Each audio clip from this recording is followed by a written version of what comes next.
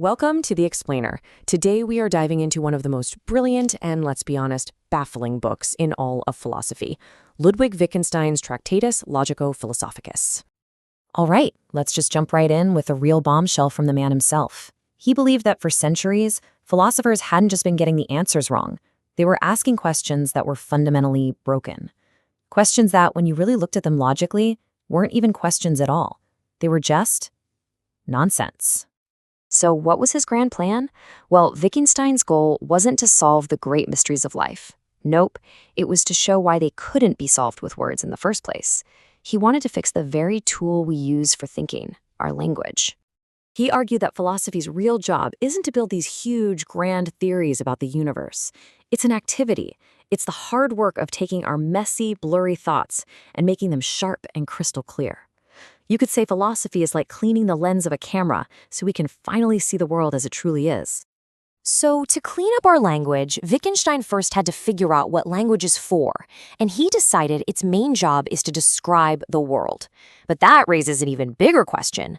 What is the world fundamentally? Now, this right here is a really radical idea. We usually think of the world as a giant collection of stuff. You know, people, planets, atoms, all sorts of things. But Wittgenstein says, no, that's not it. The basic building blocks of reality aren't the things themselves, but the facts about those things. Think about it this way. Imagine reality was just a big warehouse, and I gave you an inventory list that said Socrates, wisdom, and Plato. You'd have the items, sure, but you wouldn't have a world. A list of things doesn't really describe anything. It's just a bunch of disconnected concepts. What actually makes up the world are the relationships between these things, the facts. The fact that Socrates is wise, or the fact that Plato is the pupil of Socrates. These arrangements, these states of affairs, are the real fabric of reality. So, here's the crucial takeaway.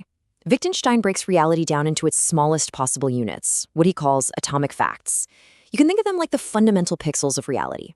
They're the simplest possible arrangements of objects, and every complex thing we see is built out of them. The entire world, all of it, is just the complete collection of all these existing atomic facts.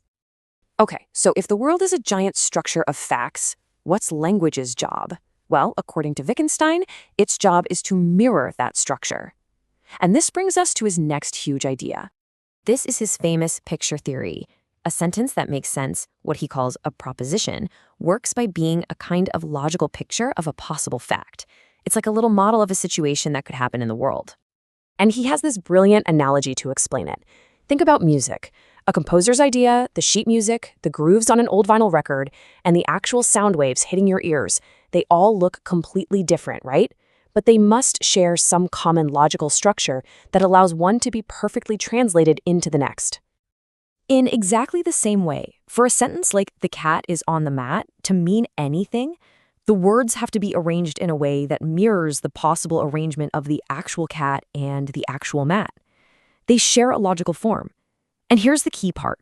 The sentence doesn't say it has this form, it just shows it by its own structure. And this right here, this brings us to the absolute heart of the Tractatus. If language only works by picturing facts, what happens when we try to talk about things that aren't facts in the world? Well, we hit a wall. We hit the limit of language. Wittgenstein basically draws a line in the sand. On one side, you have what can be said. These are facts about the world, the domain of science. These statements can be tested. They're either true or false. But on the other side, you have what can only be shown. Things like ethics, beauty, the meaning of life. These aren't facts in the world. They're more like a lens through which we see the world. This is one of his most powerful claims. You can't use language to step outside of itself and describe its own operating system. It's like trying to use your eyeball to see your own eyeball. It's impossible. That underlying structure is just revealed or shown whenever we use language properly. So for Wittgenstein, all those huge, profound questions that philosophers have obsessed over for thousands of years, what is good, what is beautiful, what's the meaning of it all, they all fall outside the boundaries of what we can meaningfully talk about. Trying to answer them with language is like trying to measure love with a ruler. You're just using the wrong tool for the job. But hold on a second. This whole idea creates a massive paradox, doesn't it? If all these philosophical statements about logic and meaning are technically senseless, then what about all the statements in the Tractatus itself? Isn't Wittgenstein doing the very thing he says can't be done?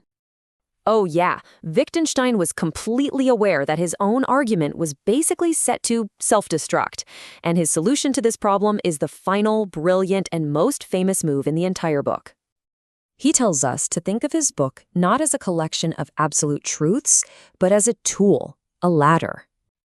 The whole point of the Tractatus is to help you climb up, to guide you to a higher vantage point where you can finally see the world clearly, where you understand how language works and, crucially, where it stops working.